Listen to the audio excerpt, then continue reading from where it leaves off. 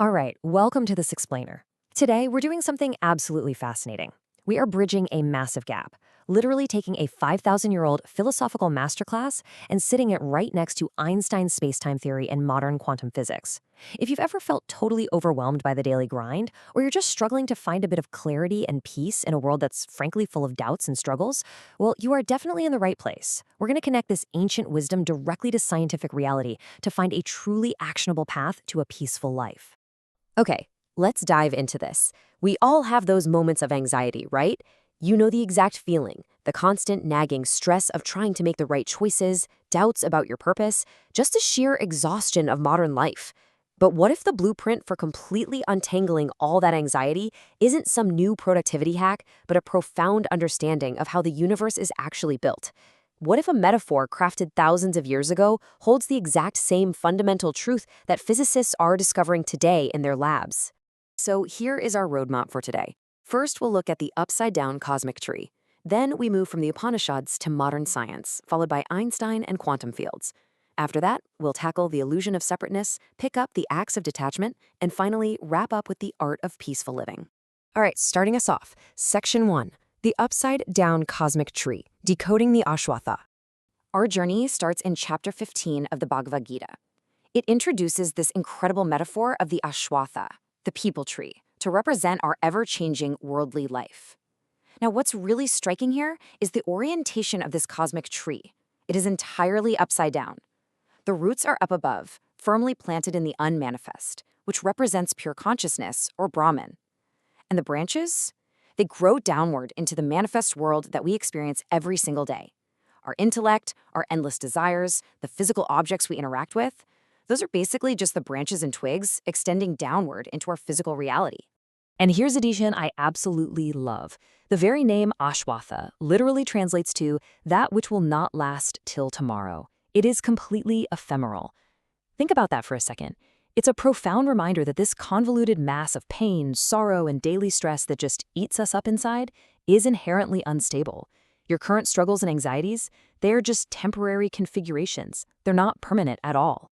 Moving right along to Section 2, Upanishads to Modern Science, the Chandogya Experiment. To really grasp this underlying unity we're talking about, there's this beautifully simple, ancient experiment described in the Chandogya Upanishad. A guru asks his student to point out exactly where life is in a plant. The student says, well, in the branches and leaves. So the guru asks him to cut one single leaf off and then asks, okay, what happened to the life that was there? It hits the student. The life simply withdrew. You see, when physical conditions are no longer conducive, life doesn't just vanish into nothingness. It withdraws and merges back with the rest of the universe. There was never an isolated life in that single leaf apart from the universe to begin with. Which brings us to Section 3. Einstein and quantum fields, the physics of reality.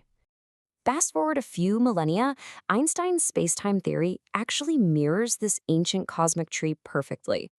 In modern physics, spacetime isn't just an empty void. It is the fundamental, unseen fabric of the entire universe.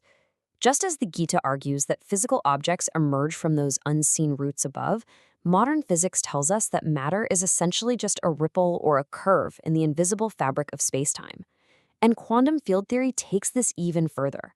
What we perceive as solid, everyday particles are actually just excitations or little vibrations of underlying quantum fields.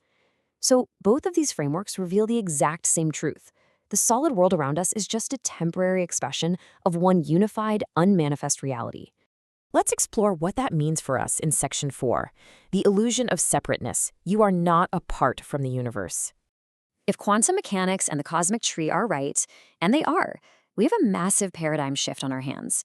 Just think about it practically. You are in a constant state of physical exchange with the universe.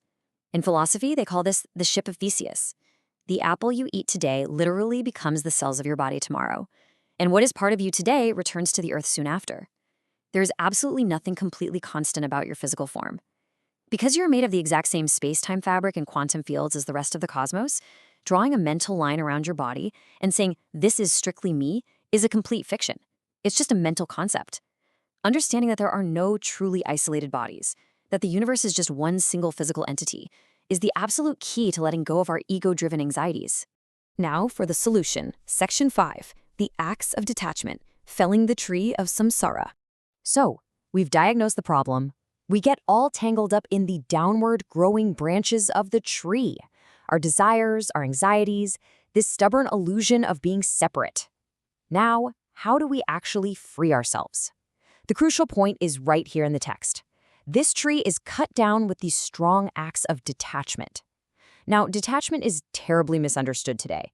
It doesn't mean giving up on life, dropping all your ambitions, or becoming some emotionless robot. Not at all.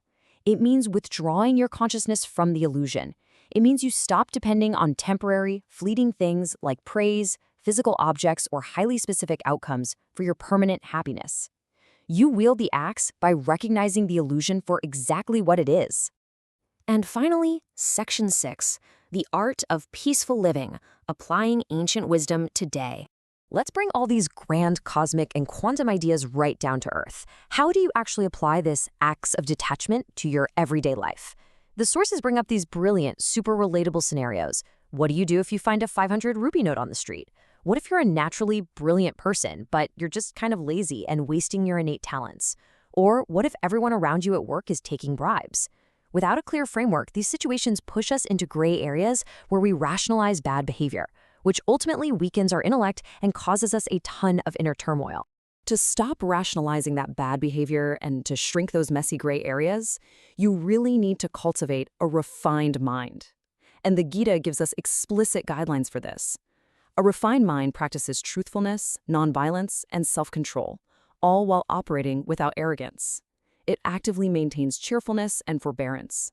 When you act from this refined state, you stop violating your own intellectual conviction. You consistently choose what is right over what is merely pleasant, and that cuts right through the anxiety of decision-making. So to actually build this refined mind, the sources recommend a few specific daily habits. First, reframe your worldview. Try to see the universe and all living beings as manifestations of Ishvara, the ultimate divine reality. Second, practice karma yoga, the yoga of selfless action.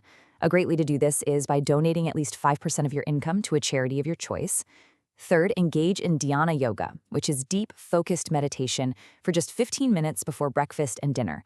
And finally, maintain that solid connection by mentally repeating a mantra or a positive intention throughout your day. It's these surprisingly simple routines that root us in permanent peace.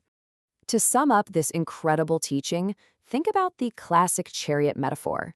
Your body, your mind, your intellect, your life energy, they are just the horses, the reins, and the chariot itself. They are your instruments. You are the passenger. You are the pure consciousness directing it all. When you take back control of these instruments, rather than letting them drag you around wherever they please, you align yourself with the infinite. You literally stop suffering. Ultimately, it all comes down to a choice. The ancient sages and modern physicists completely agree that this world is a shifting, temporary manifestation of a much deeper, unified reality. You are intimately, physically connected to the whole universe. So knowing all this, are you ready to pick up the axe of detachment? Are you ready to stop chasing temporary branches and finally step out from under the shadow of your anxieties? The framework is right in front of you. The rest is up to you. Thank you so much for joining me on this explainer. Keep learning and keep growing.